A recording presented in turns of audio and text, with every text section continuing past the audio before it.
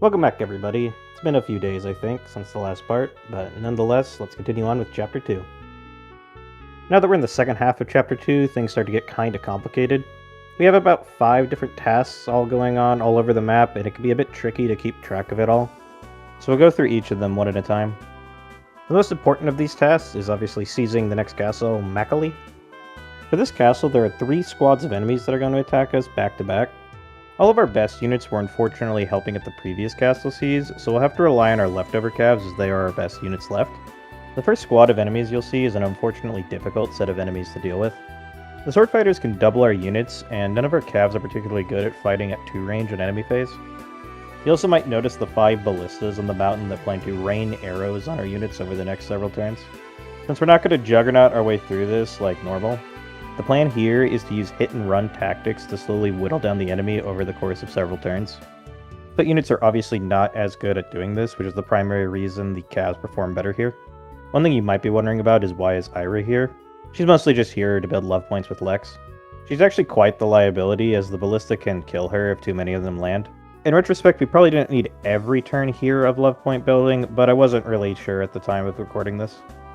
I suppose one of the benefits of Ira being here is that the ballista are going to go for her instead of our other calves, so we don't have to worry about them. Of course, Holland would have been better here since he has a significantly reduced chance of death.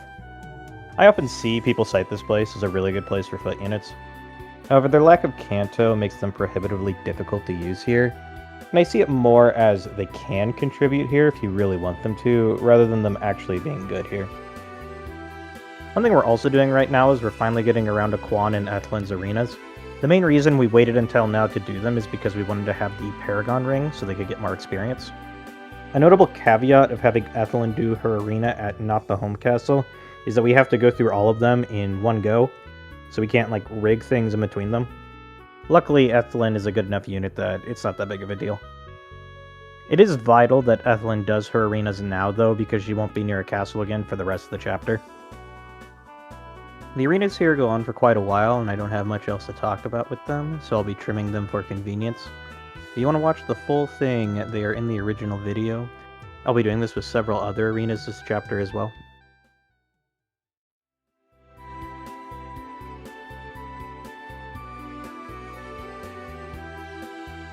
You should take note that during the sales here, and in a few seconds with Ethelin, we sell the return ring and return staff along with trading around the Paragon ring.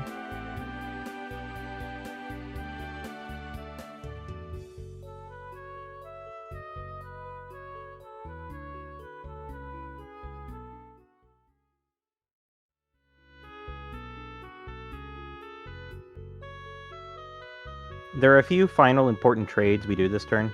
Finn's giving all of his good stuff to Sigurd, Deirdre's getting the Warp Staff and Return Ring, and lastly the Paragon Ring and Return Staff are ending up on Lachesis. We also grabbed the Bargain Ring Village with Sylvia. That's a ring that gives us the bargain skill, similar to what Du has. It's important to give it to her because she's going to need a lot of money here in the future, and this cuts down on that significantly.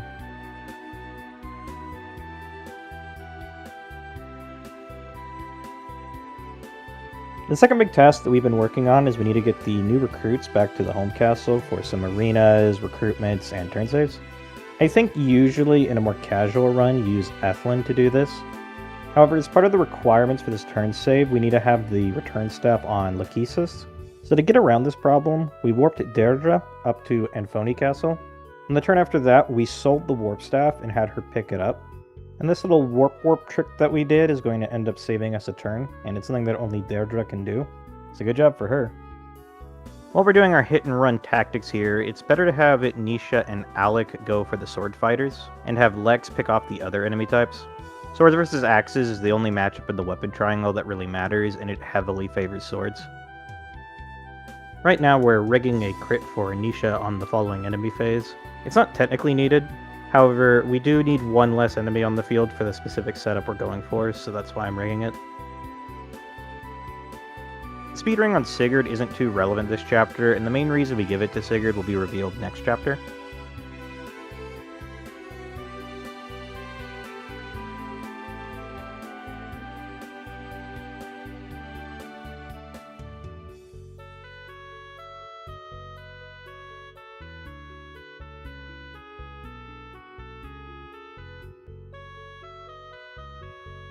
And that right there is the crit we set up. This eliminates one of the sword fighters that would otherwise be a problem for us.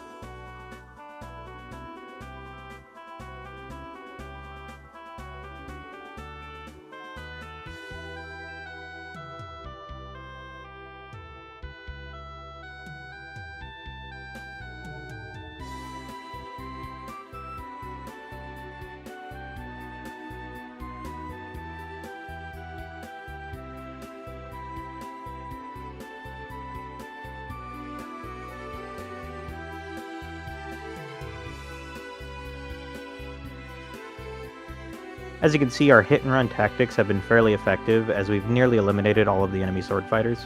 This means we can now initiate our plan of using a Zell to lead the next enemy phase. Now you may be wondering, after I spend a good amount of time complaining about foot units here, why I'd have a Zell of all units in the front. We mainly just want to get him experience, but we've actually set things up here so he ends up looking like quite the good combat unit. He 1-RKOs both the mages, and the sword fighter was weakened, so he'll finish him off too. The archer could be a threat, but he opts to go for Ira instead. Again, training a Zell is kind of a pain, so any place that we can get experience for him is a must grab.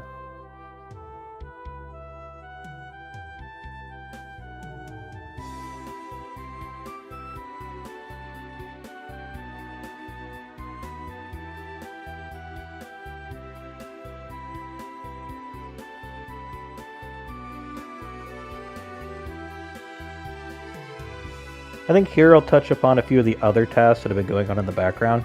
First up, the main one that's going to contribute to a turn save is Midir and Ethlin are going across the top. The entire idea here is that they're going to intercept Augusti Castle's armor knights that normally would block our path. In the big center of the map, we have Dew and Finn cleaning up the villages.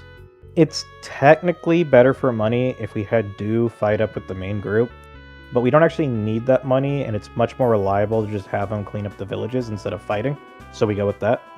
And since Dew doesn't have enough time to clean up all the villages, we have Finn pick up some extra. Finally, in the lower left, where it seems the map is pretty much cleaned up, we have Arden running off. This is his famous Pursuit Ring event. It is important that we grab the Pursuit Ring, as it'll be quite useful to us. And probably the most difficult thing about this task is just remembering to move Arden. So back on the main front, we have the second wave of enemies. These guys are all Lance Cavs, so we stick Lex in the middle of all of them, and he's just going to tank the whole thing. This is basically Lex's shining moment in the playthrough, as he's never really going to be spearheading anything important after this. But neither Alec or Nisha are particularly good at doing this, so this is one of the few places where Lex can stand above everyone else. Oh yeah, and Ira nearly dies.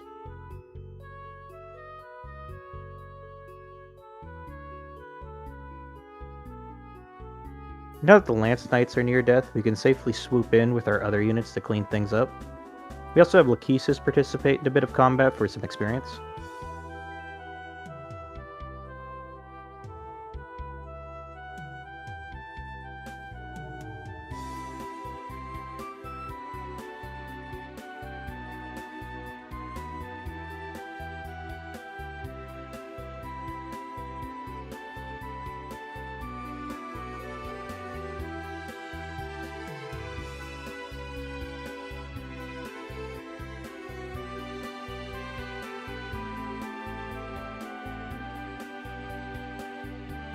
So you notice some movement going on near the main castle. We warped Azel back so that he can move a bit north. The recruitable unit, Aranis, is going to be coming down, and she has a squad of Pegasus Knights with her. Lewin is used to recruit her, but he can't do it on his own, so we have Azel help him out. We will also eventually warp another unit, Nisha, to help out there as well. Unlike Ira, Lachesis' enemy phase is not actually sketch. This is because she has the Lady Sword, which gives the Miracle skill. Also, Holland baits the Duke Knight that would normally have a hit rate on Lachesis. As mentioned in the last part, Holland has a weird feature about him where enemies like to attack him over other units. I don't really know why this is the case, but we can use it here to minorly improve reliability.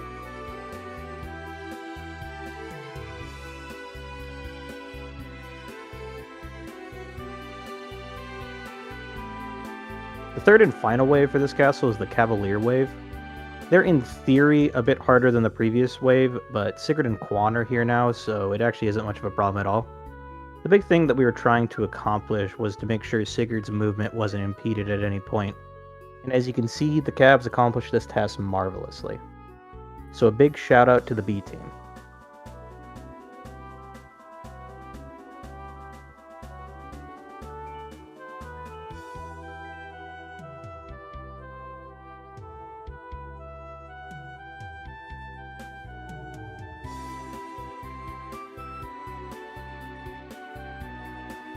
Now that Deirdre is done, we're going to use the return ring to bring her back to the home castle, which in turn brings the warp staff back to the home castle, and this is the primary reason we gave the ring to her.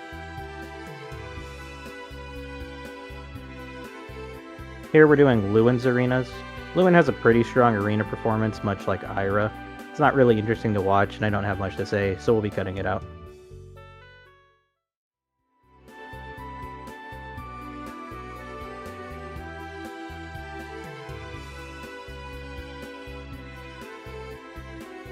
Oh yeah, we're also doing Beowulf's arenas now. We're splitting it into 2 sections, mostly for RNG purposes. There's no advantage to not finishing them now.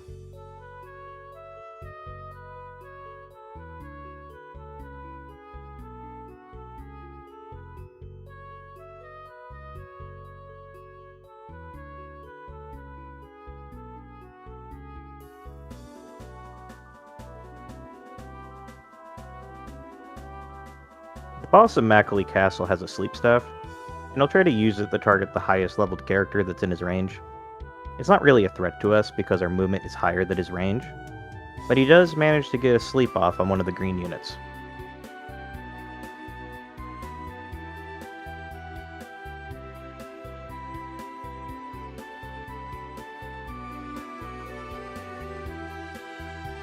Up top, you'll see Madeir is finally engaging with the enemies at Augusti Castle.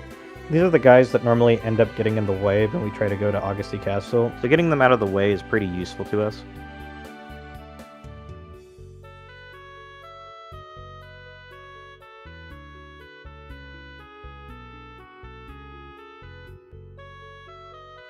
After seizing Moli, this is where our Staff Hot Potato comes into play and ends up saving us a turn.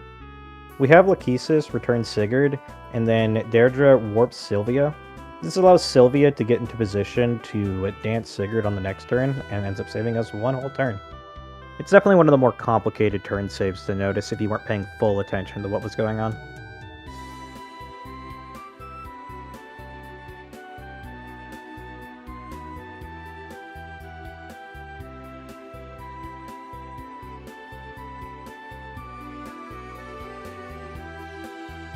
Down to the south, Arden has finished his Pursuit Ring quest. The Pursuit Ring, of course, gives us the Pursuit skill, which is one of the most useful skills in the game. Of course, all of the good units already have Pursuit, but it still ends up being kind of useful for some of the units who don't have it.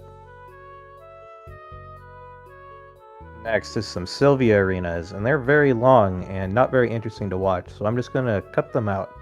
If you really want to see them, they're in the original video. We don't really care about Sylvia's stats outside of the arena, so all the levels we're rigging for her are purely to get through more stages of the arena.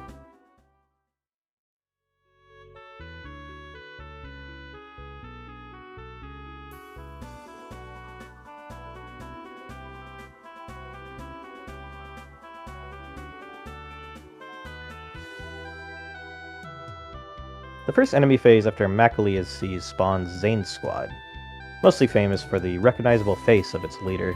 Normally the squad just kind of stands around until you get close, but because Madeir and Ethlin are within firing range, they're actually going to move on the first turn. This also triggers the armors in front of the castle to move so they don't block our path, and this is the main reason we sent Madeir and Ethlin around the top.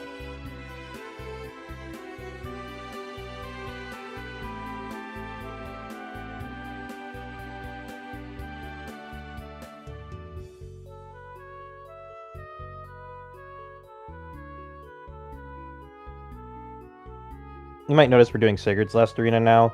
The main reason we saved it was so that we could get a full heal, though we didn't really need it.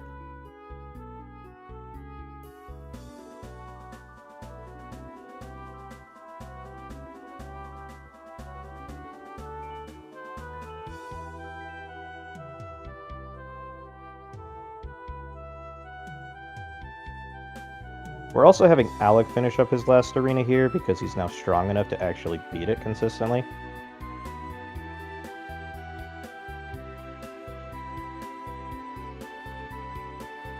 I also have Alec talk to Sylvia, which was mostly just for fun. Like was stated in the last part, Sylvia isn't getting paired, but if you were committed to getting Sylvia paired in an LTC light setting, this would be how you do it. Finn picks up the Armor Slayer here. It's not the most useful weapon, but it does help some weaker units get through certain arenas.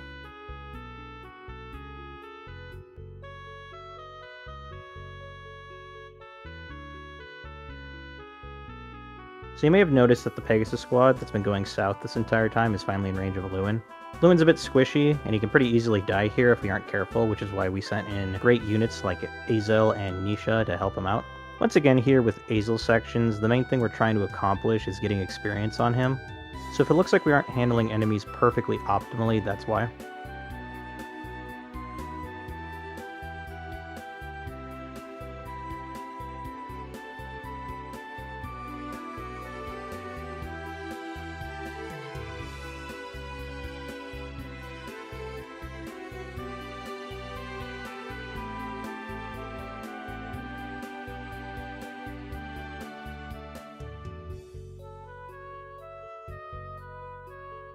Here we finally sell the Warp Staff back to Ideen. We're mainly doing this so she can help Lachesis get everyone who matters back to the home castle, including Lachesis herself.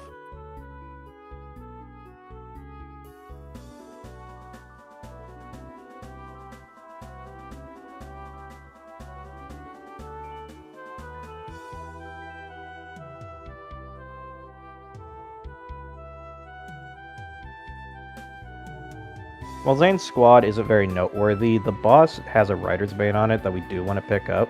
It doesn't really matter who gets it, because we'll be selling it at the start of the next chapter anyways. However, Quan gets slightly more experience if he's the one who picks it up, so that's why we give it to him.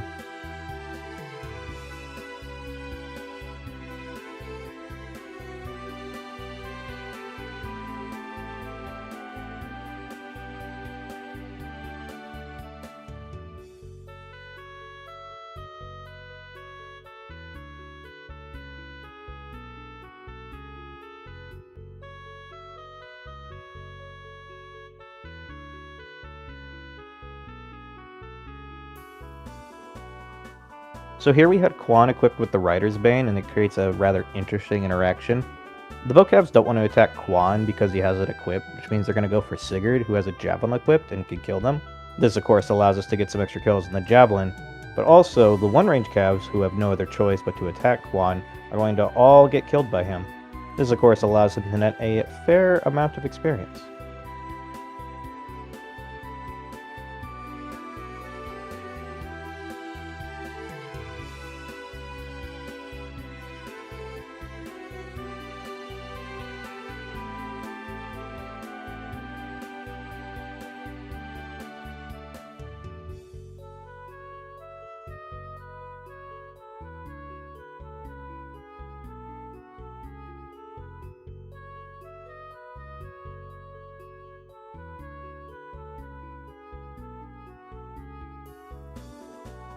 So it's turn 21 and we plan on seizing this turn.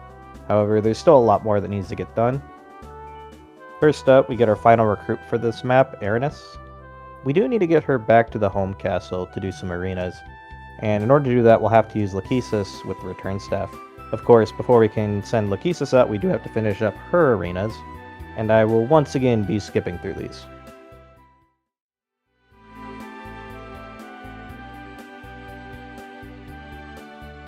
Lachesis needs to hit level 15.5 by the end of this map. That puts her in range to promote after the Chapter 3 arena, which we do need to happen. She is level 14 now, so the last two rescues are going to do the trick for us.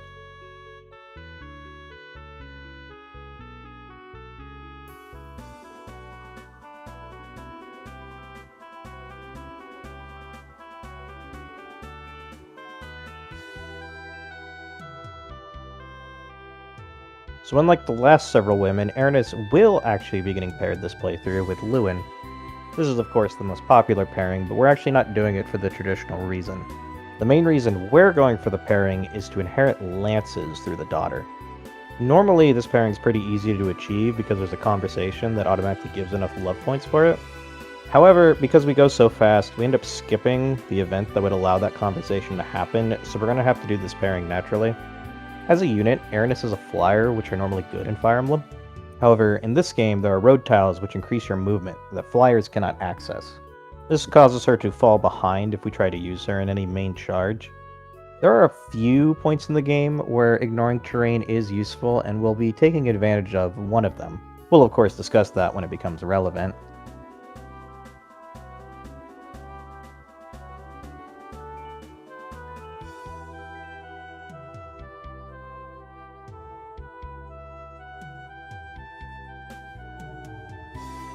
Finally, we're finishing up the map with Yomke's arenas. They aren't very important, and he actually doesn't finish it, but we may as well grab the extra experience.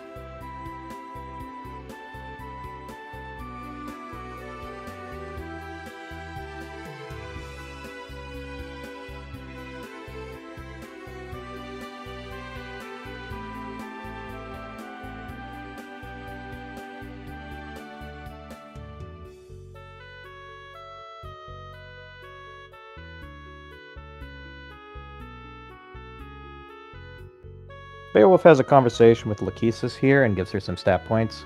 It also grabs love points, but as stated earlier, there isn't enough time to pair these two, so it doesn't matter.